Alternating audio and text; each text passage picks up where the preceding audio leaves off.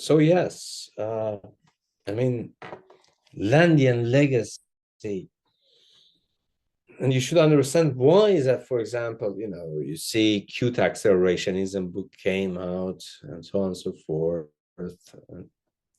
and all of this has something to do with Landian legacy. Behold, I told you that there are certain sort of philosophers that are not just formal philosophers, but profoundly philosophical human beings in the understanding of access to the matrix, right? And the understanding of the power of the images. He has created a legacy behind himself, just like Prophet Muhammad.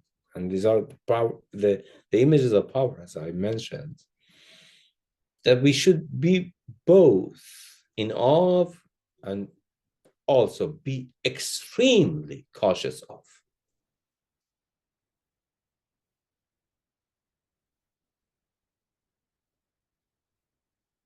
But cautious or cautiousness is not suspicion. To be cautious of a path is very different than what is going on in today's academia and this discourse of suspicions of everything. No, being cautious, being careful is a very different thing than being suspicious and paranoid about everything. Go on, Lucas.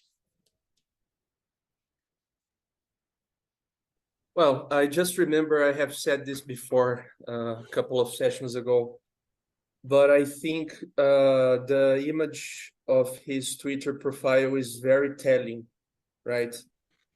The 333, Yes, yes, yes.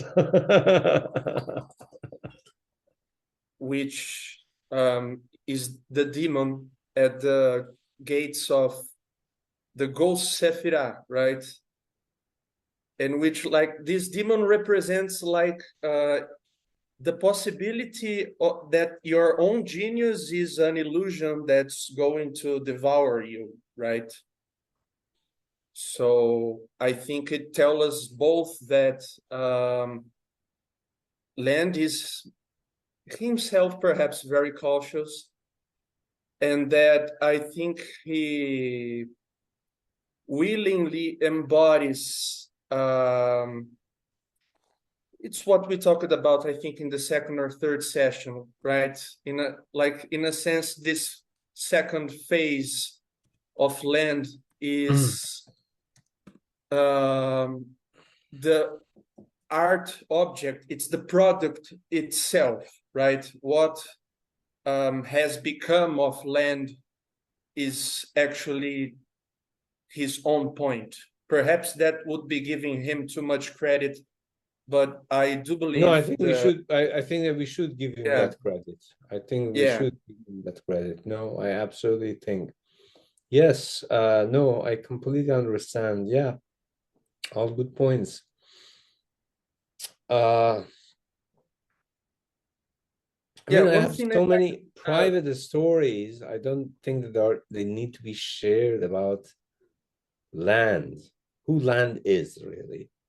Hardly anyone knows what land is. They have felt him, but they haven't seen him. Who this man might be, right? Truly, truly, different sort of thing. And this is, as I said, this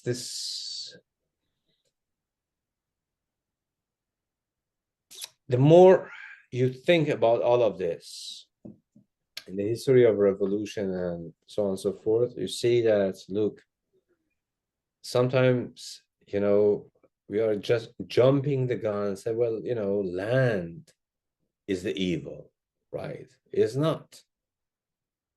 He has fundamentally understood something other human beings could not understand, literally.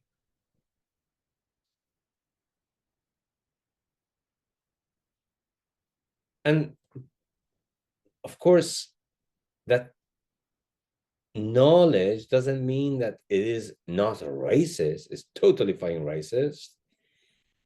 Doesn't mean that it's anti-feminist in the big sort of way. It is, but there is something there. Something there. Just like in the spirit of Islam, right? Islam is a patriarchal religion. I mean, that's how it's usually being introduced. But I don't think that it's a patriarchal religion. It's an image of power, of certain sort of techniques put together in a very sort of way that once you truly, profoundly understand it, you see what it can conjure up, what it can bring out, right? Uh,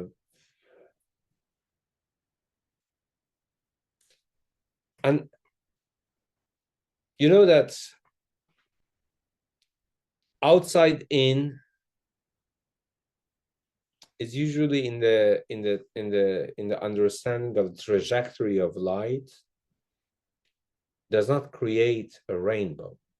It creates a glory, a halo, which is usually what is being pictured in medieval paintings around a saint, around an idol, a human idol, a terafim,